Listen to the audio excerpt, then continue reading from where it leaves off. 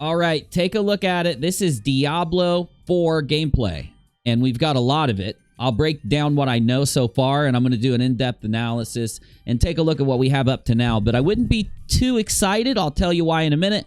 Then we're going to go into Blitzchung and what's going on with him because an apology was issued. So there may be some excitement there.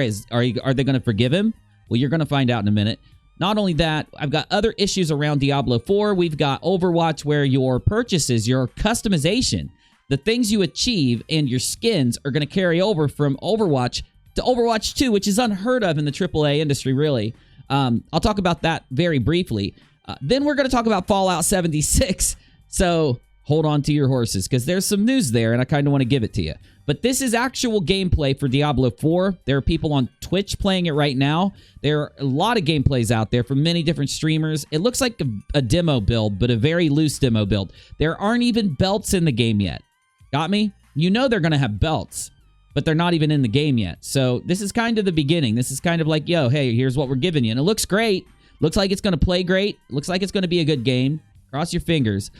Now, there's a lot of articles out there that are purporting to tell you the differences and the other things that are coming up with this, but essentially 3 new classes. Well, not really. We've got the Druid, the Sorceress, and the Barbarian classes we've had before. The most surprising thing is how similar Diablo 4 seems to Diablo 2. And if you've looked into what the community wants, that's what the community wants. It's almost like Blizzard wants to give us what we've been saying we want. Like they went and actually looked at the internet, looked at commentators. I don't know, but hey, follow me on that one because you get skill trees, rune words, and ability levels, and there's just a whole lot more.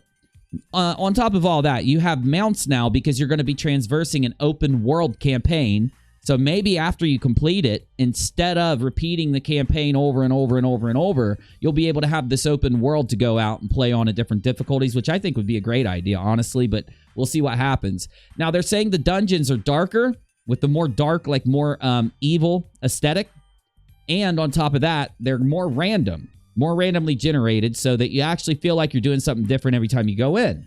And PvP is back. Now, PvP in Diablo 2 was really basic, but people loved it, and it was a way to gauge how powerful your character was compared to somebody else. But we didn't see much of it in Diablo 3, and it seemed kind of... a lot of people had higher hopes, I guess, right? Maybe they'll do it right here. Maybe they won't. So you're going to say, like, why would I care? Because I'm not going to get it, because I'm protesting. And I feel you. I'm with you there.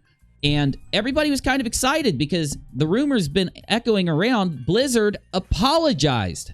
So everybody's sitting there saying, like, damn, they apologized. And I could read it to you, but instead, I've got it right here on Twitter. Let me play for you what they said. Here we go. Words. You know, Blizzard had the opportunity to bring the world together in a tough Hearthstone esports moment about a month ago, and we did not. We moved too quickly in our decision-making, and then, to make matters worse, we were too slow to talk with all of you. When I think about what I'm most unhappy about, there's really 2 things. The first one is we didn't live up to the high standards that we really set for ourselves. And the second is we failed in our purpose. And for that, I am sorry, and I accept accountability. Now, you're going to find people not happy, and they're going to be saying things like this.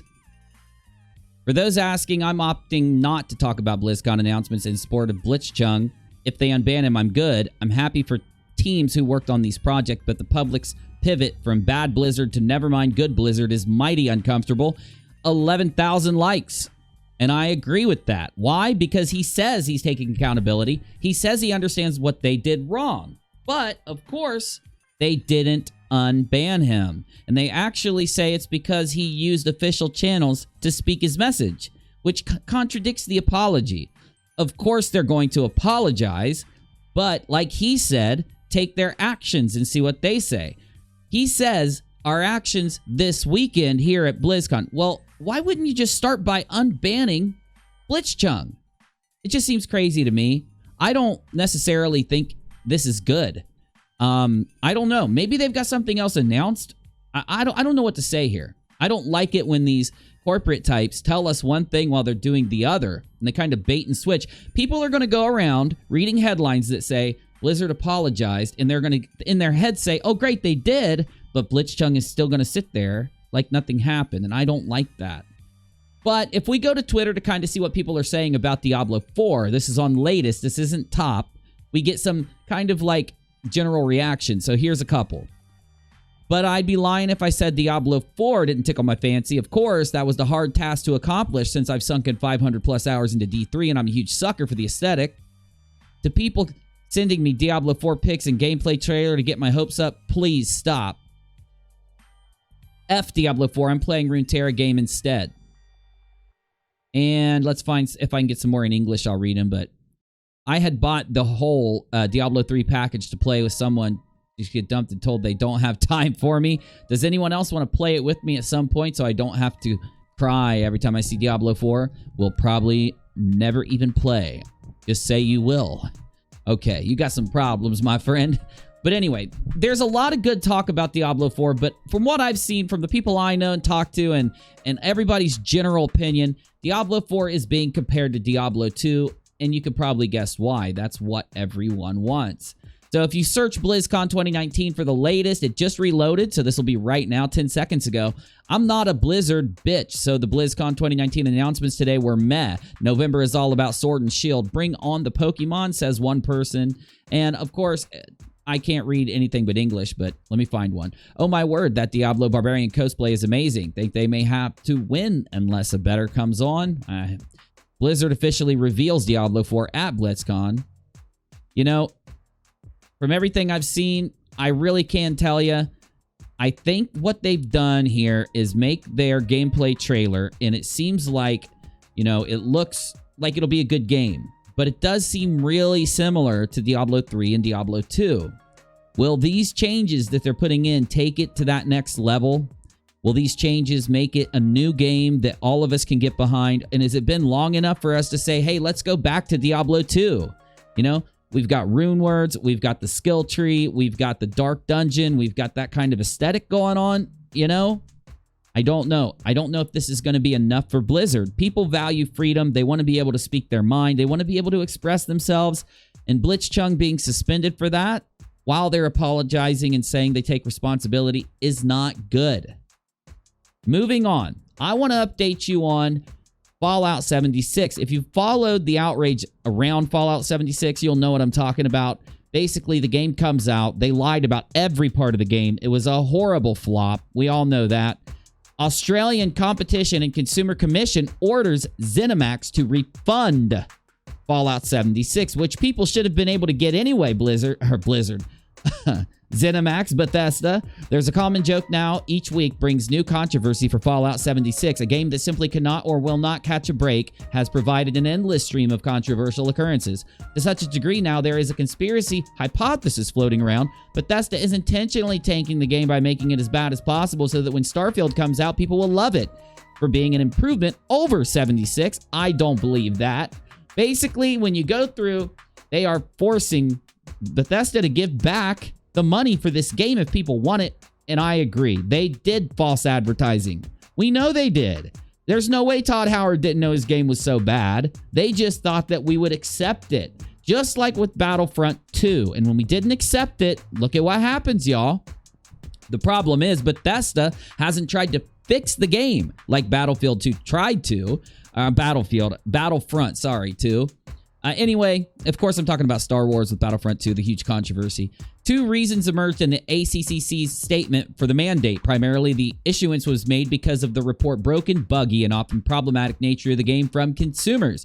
Unlike the United States, Australia's consumer protection laws have caught up with the digital realm. As such, under their laws, consumers are owed a refund. ZeniMax didn't agree and went on to lie to consumers regarding their rights and said refund under Australian law. Quote, ZeniMax has acknowledged that they are likely to have misled certain Australian consumers about their rights to a refund when they experience faults with the Fallout 76 game. When a consumer buys a product, it comes with an automatic consumer guarantee, and retailers must ensure their refunds and returns policies do not misrepresent what the Australian consumer law provides, Ms. Court said. In the end, here it says ZeniMax, for their part, has not contested the mandate and begun updating their terms of service properly to reflect Australian law in Australia. But that doesn't mean they don't have to pay, and they don't have to do it. This, of course, is coming from oneangrygamer.net.